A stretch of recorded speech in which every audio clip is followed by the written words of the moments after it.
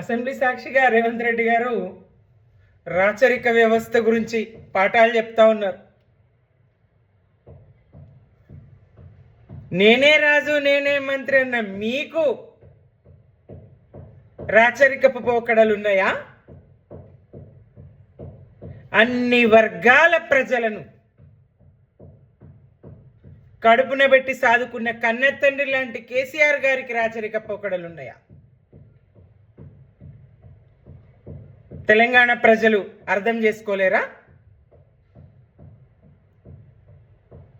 కేసీఆర్ గారి కన్నువారని వర్గం ఎవరున్నారు?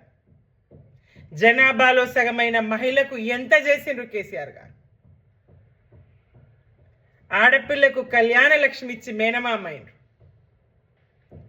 గర్భిణీ స్త్రీకి న్యూట్రిషన్ కిట్ ఇచ్చిండ్రు. బాలింతకు కేసీఆర్ కిట్ ఇచ్చిండ్రు. బడి విద్యార్థినికి హైజీన్ కిట్ ఇచ్చిండ్రు. ఒంటరి మహిళకు పెన్షన్ ఇచ్చిండ్రు. బీడీ కార్మికురాలికి పెన్షన్ ఇచ్చిండ్రు. వృద్ధ మహిళలకు ఆసరా పెన్షన్ ఇచ్చిండ్రు. అలాగే నేతన్నలకు గీతన్నలకు డయాలసిస్ పేషెంట్లకు ఒక్కరికి కాదు కదా, అన్ని వర్గాలను ప్రజలందరినీ సబ్బండ వర్గాలను సాదుకున్న కన్న తండ్రి లాంటి కేసీఆర్ గారిని తప్పుపడతారు. 2.5 సంవత్సరాలు మీరేం చేయగలిగినరు? నేనే రాజు నేనే మంత్రి అని విర్రవీగుతారు.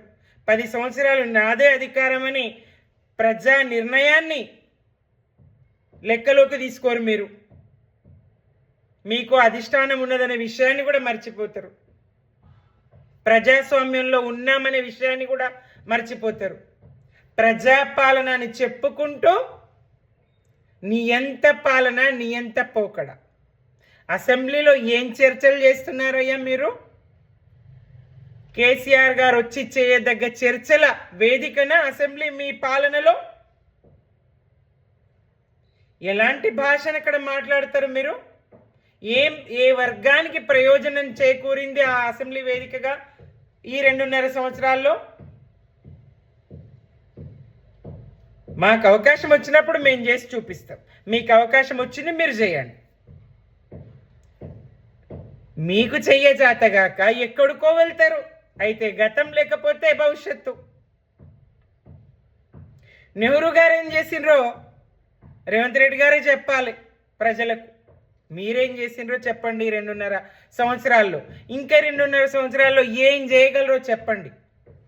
అంతేగాని మీరు కేసీఆర్ గారి మీద అబండం వేస్తా, బీఆర్ఎస్ను నిందిస్తా, ప్రజల్ని దృష్టి మళ్ళిస్తా అంటే అది మీ భ్రమనే.